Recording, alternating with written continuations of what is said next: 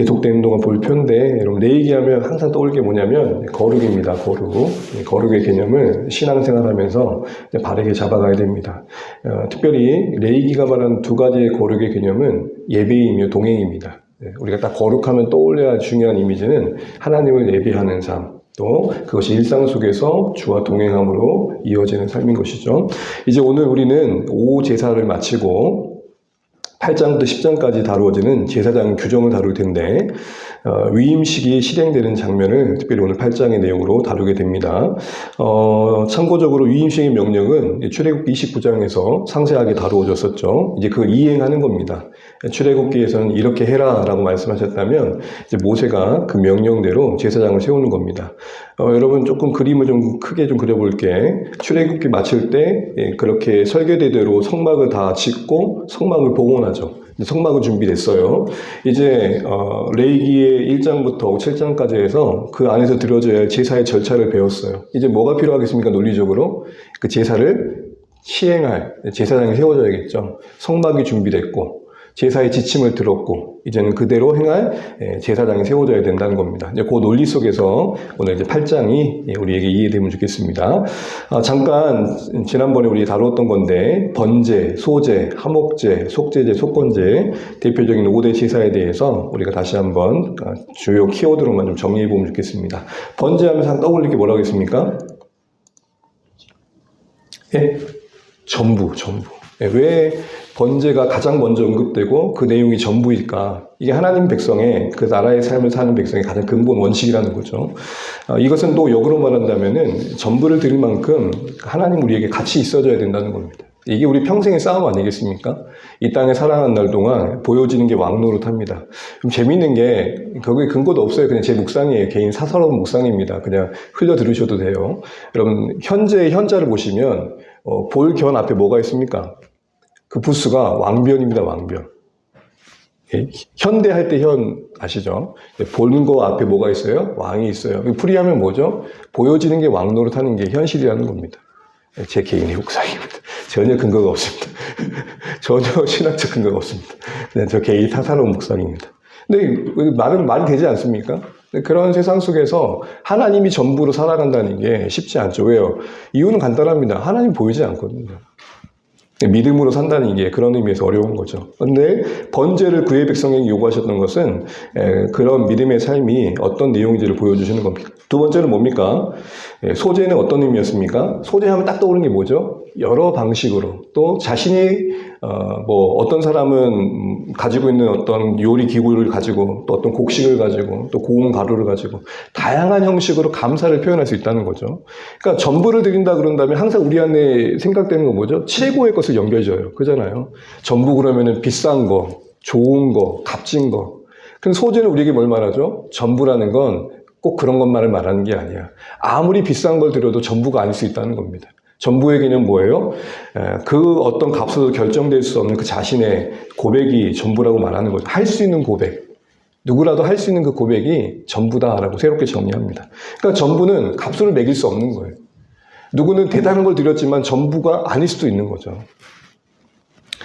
그 다음에 화목제에서는 뭘 의미했습니까? 화목제는 그 받은 바 은혜를 나누는 잔치의 제사였죠. 그리고 속제제는 어떤 제사였습니까? 부지 중에, 그러니까 이것까지도 회개해야 되나 라는 것까지 포함해서 제사를 드린다고 할 때 말씀하신 바는 어떤 죄라도 사사로이 여기면 안 된다와 더불어 어떤 죄도 용납하시는 하나님, 요 두 가지가 다루어지고 있는 거죠. 근데 그 속죄제의 가장 중요한 키워드는 뭐였습니까? 자백해야 되는 거죠, 자백. 같은 개념의 죄를 용서하는 죄의 용서를 구하는 건데, 속건제는 어떤 개념입니까? 속죄제는 하나님과 관계 속에서 진실한 인정이 있어야 된다는 거면, 그 증명은 뭘로 나타나야 된다? 이웃과의 배상과 보상으로. 그래서 하나님과의 관계 속에 용서를 구했다면 그래서 반드시 이웃 속에서 어떤 열매를 맺어가야 된다. 그래서 하나님께 예배하러 오기 전에 그 전에 이웃과의 어떤 회복을 먼저 말했던 마태복음 말씀이 딱 이 말씀인 것이죠. 그래서 속죄제는 위로 하나님과의 관계 속에서의 새로움이라면 속건제는 이웃과의 관계 새로움이라는 것이죠. 이런 내용들을 살펴봤습니다. 정리해보면 결국 5대 제사는 딱 여러분들 단순한 제사 절차가 아니라 하나님 백성의 삶의 원리다. 5대 제사는 하나님 백성 삶의 원리다. 여러분 제가 5대 제사는 그러면 하나님 백성의 삶의 원리입니다. 이러고 한마디만 해주시면 넘어가 버리겠습니다. 안 하면 계속 하겠습니다. 자, 5대 제사는 하나님 백성의 삶의 원리. 역시 여러분 진정성이 있으십니다. 그 내용을 좀 보시면 되겠고요. 그리고 또 하나 나가서 죄송해요. 주여. 주의 이름을 제가 바꿔버렸습니다. 주여. 예수 그리스도 오탑니다. 예수 그리스도를 예표, 그러니까 미리 보여주고 예수님은 그 삶과 사역을 통해 이 5대 제사를 나타내셨다. 그래서 항상 이 제사의 개념 속에 예수님의 사역이 담겨 있다라는 것까지 보면 좋겠습니다. 이 개념을 살펴봤었고요. 이제 오늘은 8장 위임식입니다. 임직식이라고도 할 수 있고요. 그 시작은 이렇습니다. 우리 파란색만 같이 한번 읽어봅니다. 여호와께서 모세에게 말씀하여 이르시되. 항상 교회 공동체 또 하나님 나라 백성의 공동체 지도자를 세울 때는 하나님의 뜻 안에서 세워야 된다. 이렇게 얘기하는 겁니다. 여러분 이스라엘 역사에 처음 왕 이름이 뭡니까? 사울이죠. 사울. 사울은 백성들의 요구에 의해서 세워졌습니까? 하나님께서 세우라고 해서 세워졌습니까? 백성들이 요구했죠. 그래서 무리하게 요구하다 보니까 하나님께서 그냥 허락해 주신 거죠. 그래서 결국 하나님께서 세우신 진정한 왕의 모습은 백성들이 또 원하는 대로 또 세우고 싶은 사람을 세우는 게 아니라 하나님께서 말씀하신 거 안에서 지도자를 세워가야 된다. 이게 중요한 원리라는 거죠. 그러면서 이제 제사장으로 세워질 역할을 할 아론과 그 아들들을 부르고 제사를 드릴 이 위임식에 필요한 준비물을 챙기라 합니다. 특별히 한 강주리의 내용은 26절에 3가지 떡으로 나와 있고요. 이제 중요한 건 뭐냐면 이들을 온 회중 앞에 세워서 위임식을 한다는 겁니다. 질문인 거죠. 왜 은밀히 행하지 않고 그냥 아론과 그 아들들만 딱 불러놓고 개인적으로 행하지 않고 온 백성 앞에서 그들을 제사장으로 세우는 위임식을 하셨을까요? 딱 떠오르는 것은 그들이 제사장으로서의 역할이 온 백성을 대표하는 의미를 갖고 있기 때문이기도 하겠죠. 그러나 더 중요한 것은 이들을 하나님이 세우셨다는 권위를 보여주시기 위한 거죠. 그러니까 여러분 우리가 인간적으로 참 교회 생활하기 쉽지 않은 게 그 질서에 순응한다라는 건데 그 질서에 있는 그 역할을 감당하는 분들이 하나님 앞에 두렵고 떨림으로 잘 감당하면 크게 문제가 되겠습니까? 그러나 우리의 연약함이 있다라는 것이죠. 그러나 이제 어떤 권위에 순종한다라는 것이 그런 의미에서 쉽지 않습니다. 그럴 때 우리는 이 장면을 좀 기억하면 좋겠습니다. 하나님께서 지도자 역할을, 제사장 역할을 아론과 그 아들들은 온 백성 앞에서 보는 자 앞에 세우셨던 것은 이들이 대단해서가 아니라 하나님께서 이들에게 맡기신 임무가 중요하다는 걸 잊지 말라는 겁니다. 거듭 저 자신에게도 하는 말이지만 여러분 제가 목회자로서 저 자신을 되게 바라볼 때 제 교회 안에서 이 저의 목회자의 역할의 중요성은 제가 목사이기 때문이 아닙니다. 그 지위에 있지 않고 제게 맡기신 이 말씀이 너무 고귀하기 때문에 이 말씀을 함부로 다루지 않아야 된다는 측면에서의 권위이지 그 외의 것들의 우리를 권위를 주장하는 것은 성경적이지 않다라는 것을 우리가 잘 알아야겠습니다. 그런 의미에서 하나님께서 아론과 제사장들의 언약 중보자로서의 역할을 권위 있게 하시기 위해서 이들을 백성 앞에 세운 거죠. 근데 하나 이제 지나가면서 의문은 뭐냐면 온 백성이 이 해막문 입구 앞에 서기에는 너무 공간이 좁잖아요. 그러니까 실제적으로 이렇게 요구하셨지만 다른 데 봐도 참고해 보면 아마 대표자들을 해막 앞에 모이시고 나머지는 여러분 누가복음에도 봐도 그러면 단차를 차 제사장들이 제사를 드릴 때 사람들은 다 어떻게 했습니까? 제사가 드려지는 성막을 바라보면서 각자의 집 앞에 나와가지고 서 있었죠. 그런 그림으로 보시면 될 것 같아요. 그 다음에 4절에 보시면 이렇게 말씀하신 대로 모세가 행합니다. 명령하신 대로라는 말이 이 위임식에도 계속 언급되는데요. 모세는 말씀하신 대로 행하는데 그 근거는 어디 있었느냐? 말씀드린 것처럼 출애굽기 29장입니다. 좀 출애굽기 29장의 내용을 우리가 잠깐 살펴볼 수 있어야겠는데요. 보시면 그 시작기 29장의 주요 순서가 이렇습니다. 먼저 목욕을 시키고 그 제사장 간복을 입히고 간유를 붓죠.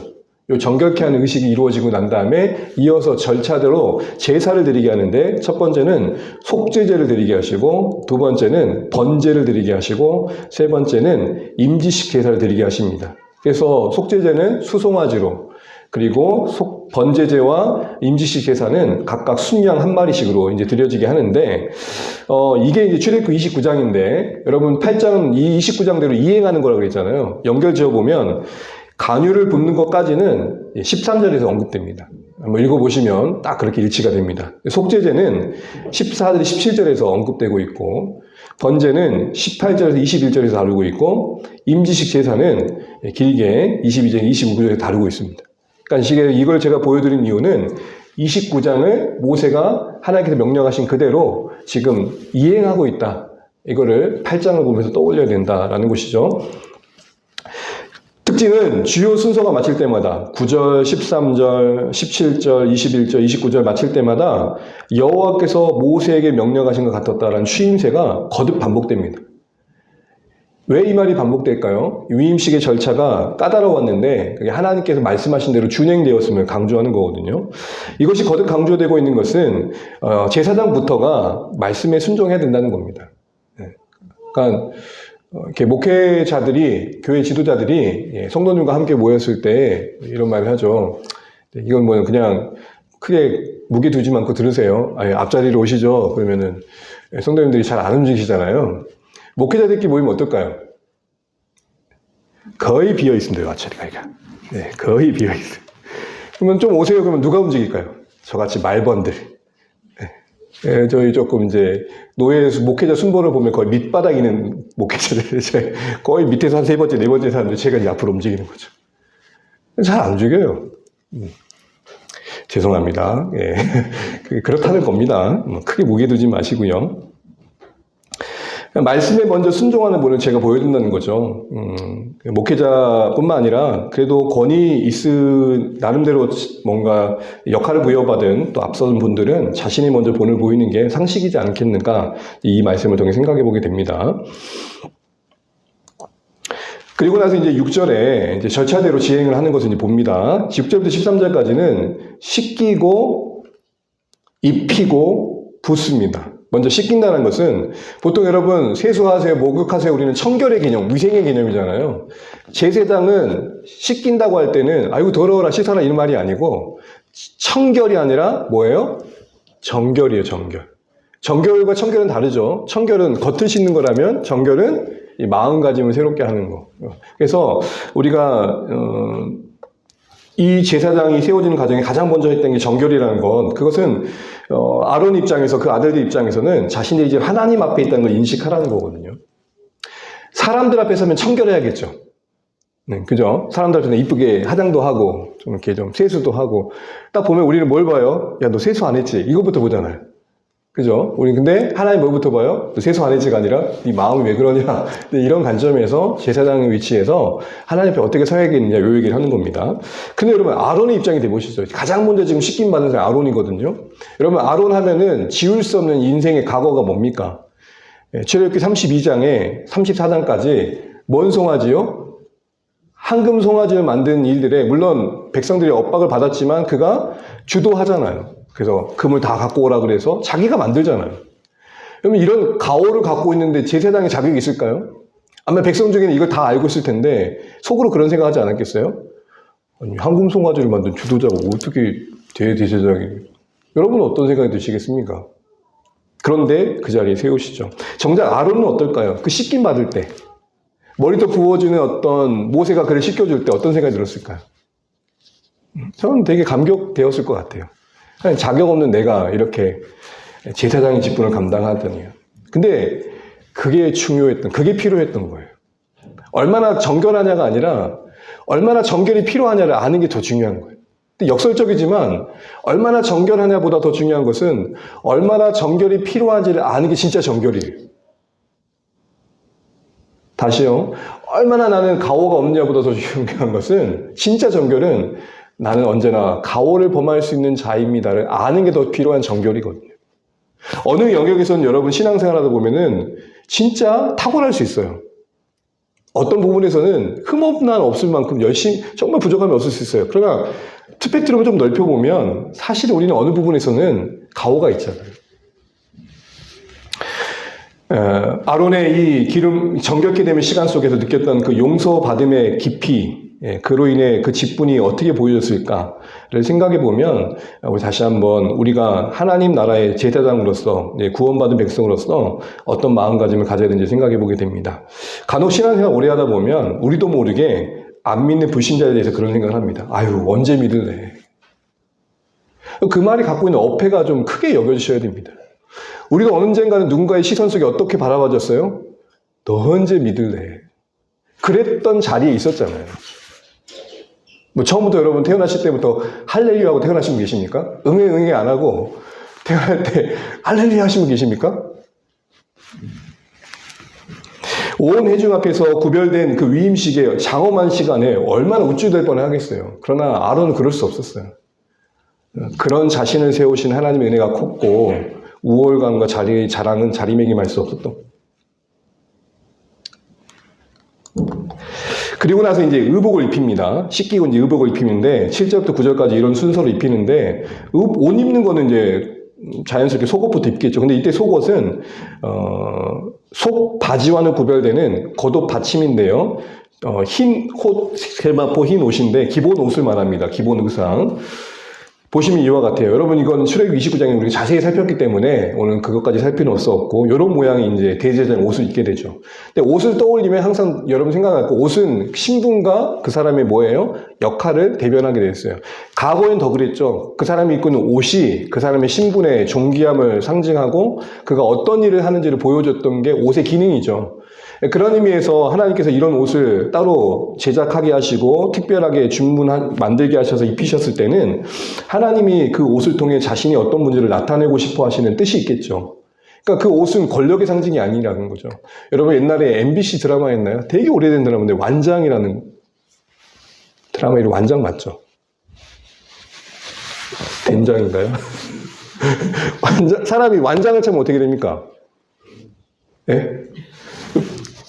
옛날에, 지금은 이제 우리 여러분 줄반장이라고도 있었습니다. 옛날에 저희 때는. 줄반장만 해도 얘가 달라져요.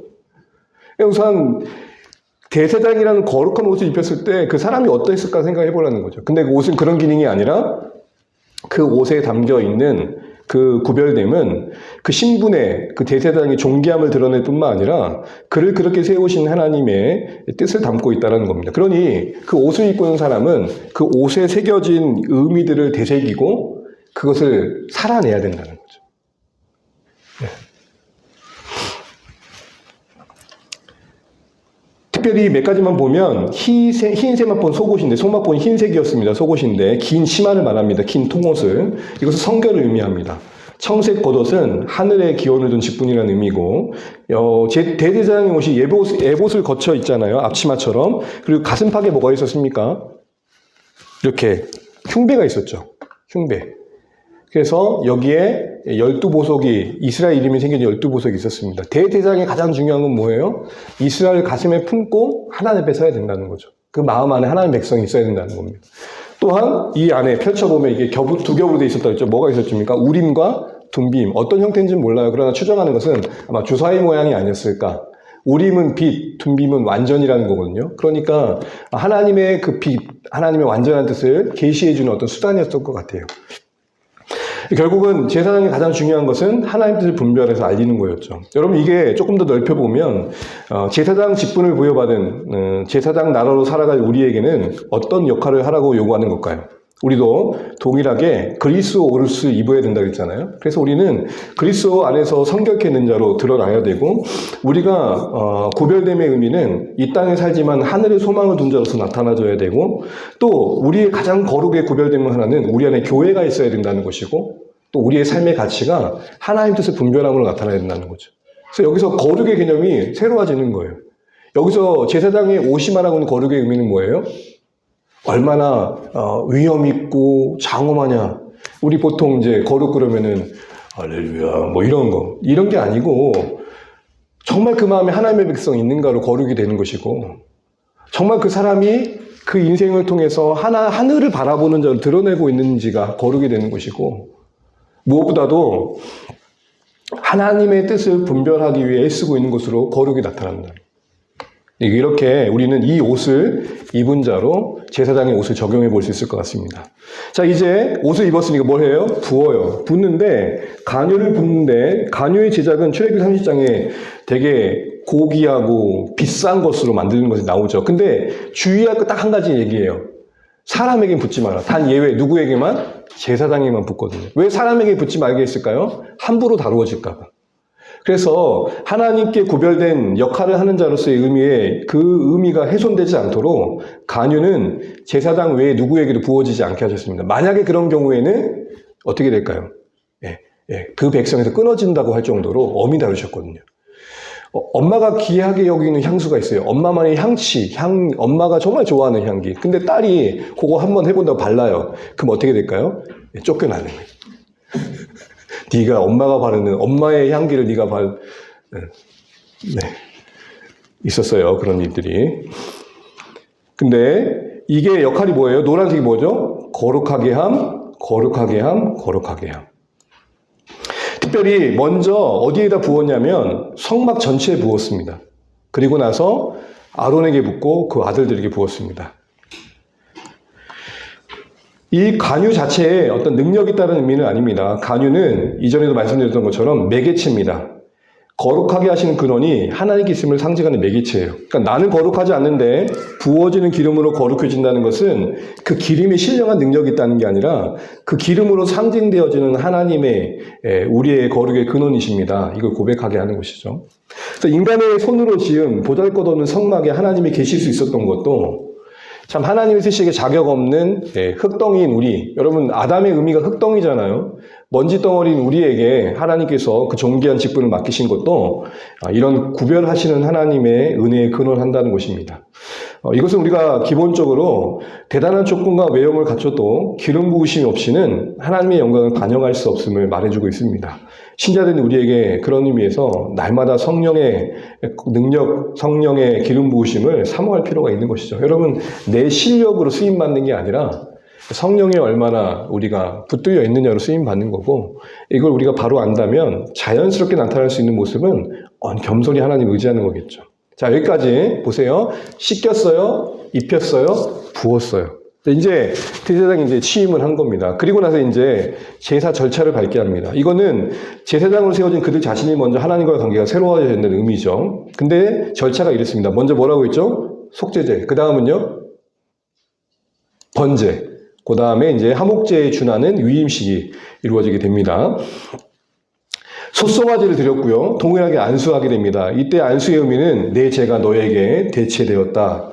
내 죄가 너에게 옮겨졌던 전과의 의미고, 번제는 나를 드린다는 의미의 동일시의 의미입니다. 그리고 위임식 때도 수인양의 안수를 하게 됩니다. 나를 드린다는 의미에서.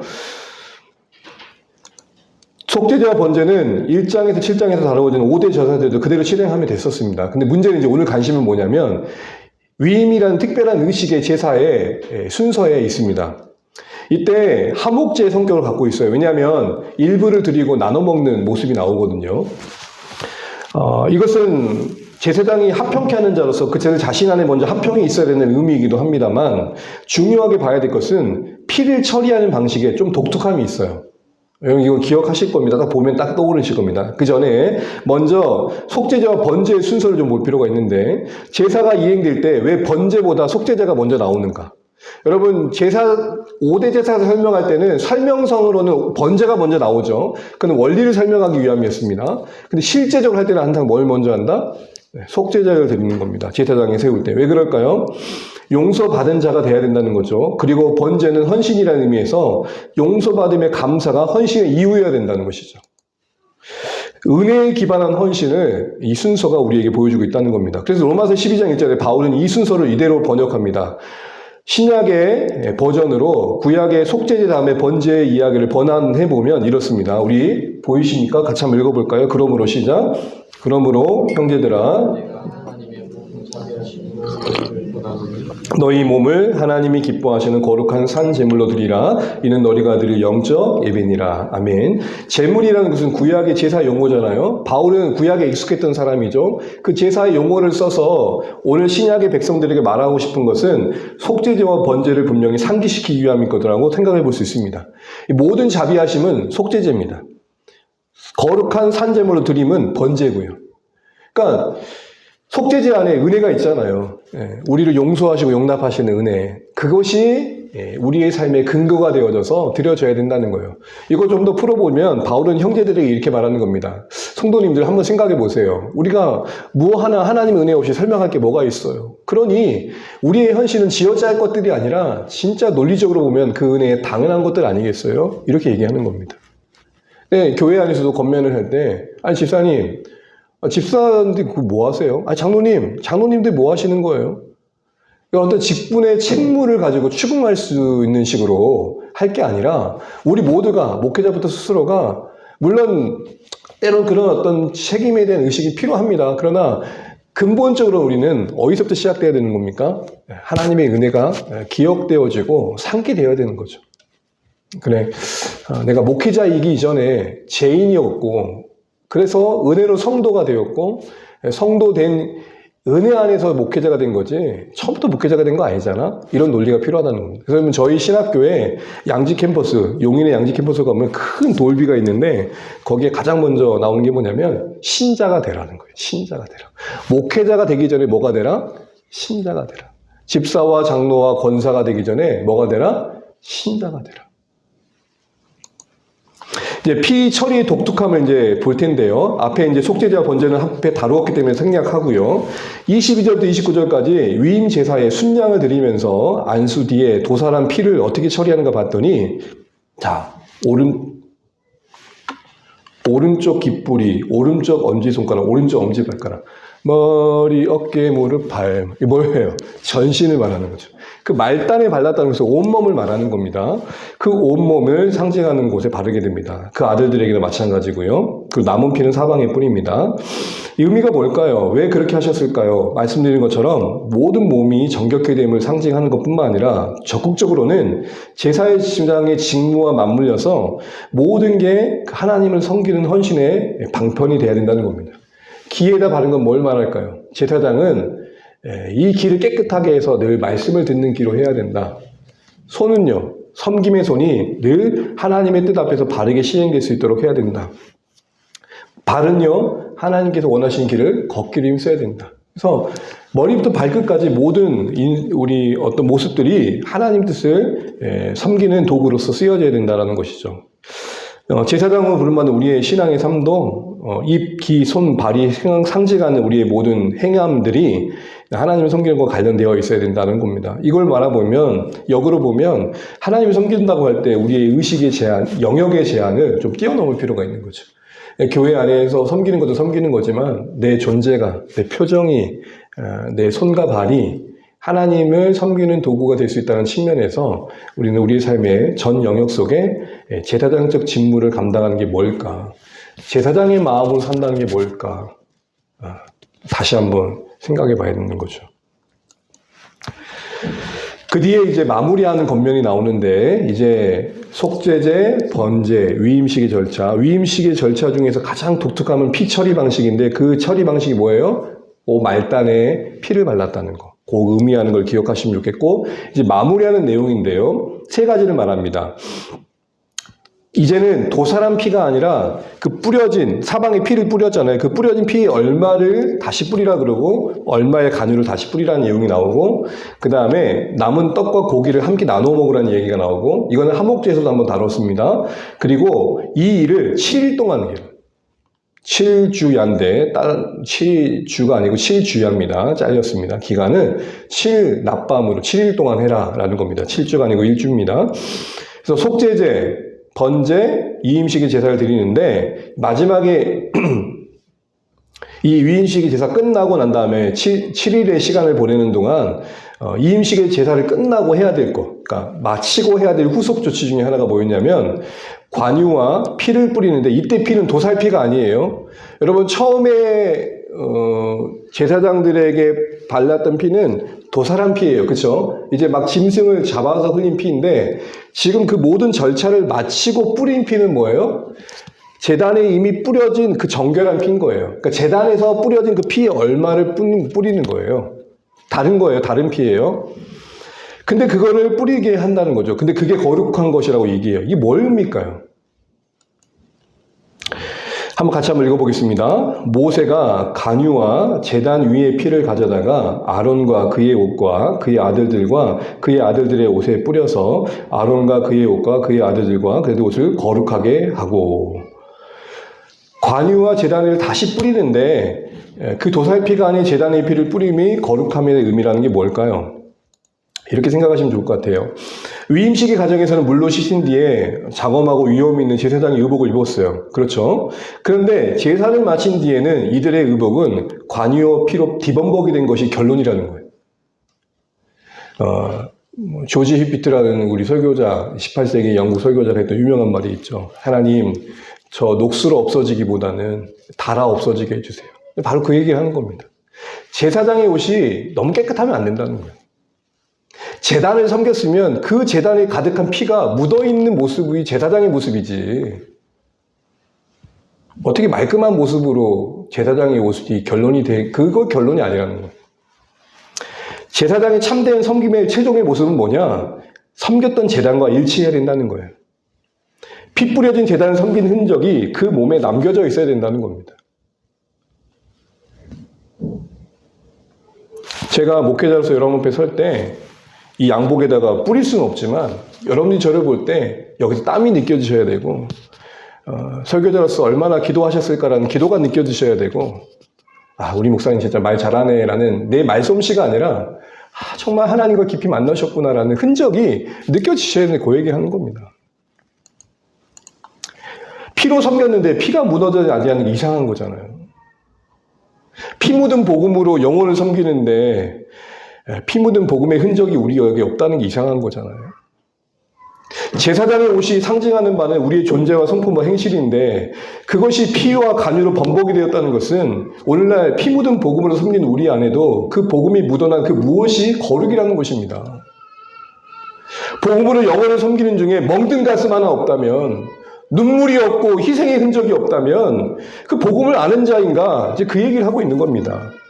예수님이 가신 길을 간 걸음이 있고, 그런 중에 알게 된 주님의 마음이 있고, 예수님의 닮은 흔적이 남겨진 삶이 결국은 그 제사장의 최종적인 모습이 말하고 있는 교훈과 메시지라는 것이죠. 바울은 그래서 이렇게 말합니다. 우리 같이 한번 읽어보시죠. 시작.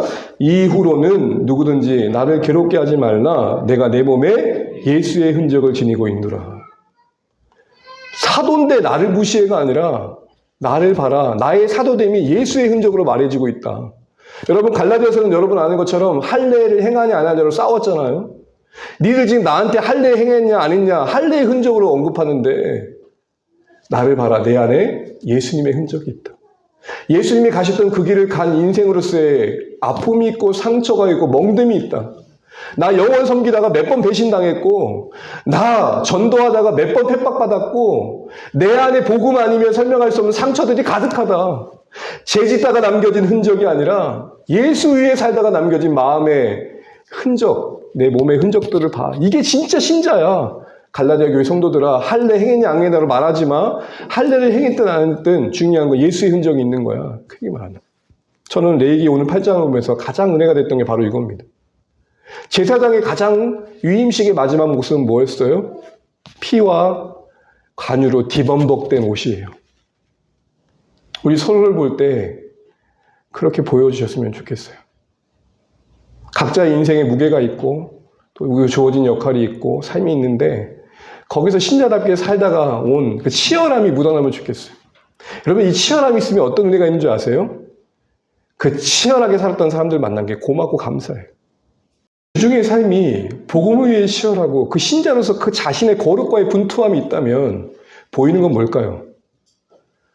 그렇게 살다가 상처 입은 신자들이 보이니까 동질감이 느껴지고 동료애가 느껴지고, 그래서 그렇게 산 사람이 있다는 게 너무 고맙고 감사한 거예요. 예수의 흔적으로 말할 수 있는 신앙, 예수의 흔적으로 서로 격려해주고 위로받을 수 있는 신자와 공동체, 그게 오늘 레위기 8장이 말하고 있는 바가 아닐까 싶습니다. 마무리합니다. 그렇게 예수의 신앙, 예수의 흔적으로 말할 수 있으면 좋겠고, 이제 마지막으로 7일 동안 지키라는 거예요. 이 길을 계속하게 하셨을까요? 여러분, 여기서 우리는 진짜 중요한 거 한다는 생각하셔야 됩니다. 그러면서 뭐라고 말씀하셨냐면, 이게 너희를 속죄하게 하려는 거야. 제가 신학교에서 훈련 받을 때, 아니, 하루면 족할 것 같은데, 왜 한 달 동안 할까요?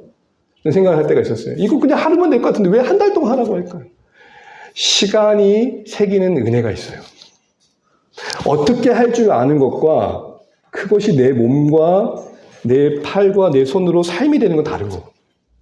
오늘 7일 동안 이 시간을 배속제제, 번제제, 위임제 7일 동안 계속 반복하게 하신 이유가 뭘까요? 은혜로 얻게 된 직분, 은혜로 유지됨을 뼛속 깊이 알라는 거예요. 제사 절차를 7일간 반복하게 하신 상징하는 바처럼 연약한 인생이 직분을 감당하기 위해서 은혜가 절실함을 알라는 거예요. 제 2009년도에 안수를 받았거든요. 2008년도에 강도사 인원을 받고요. 저희 교단은 1년 졸업하고 1년 뒤면 강도권을 허락받아요. 시험 보고 난 다음에 설교할 수 있는 권한. 그리고 1년 뒤에 이제 인턴을 마치고 목사 안수를 받아요.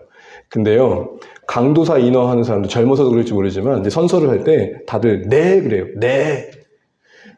왜 하겠습니까? 네 그래요. 목사 안수 받은 사람들 어떨까요? 네. 믿음이 없어서 그럴까요? 아는 거예요. 내 한 대로 살 수 없는 현장임을 아는 거예요.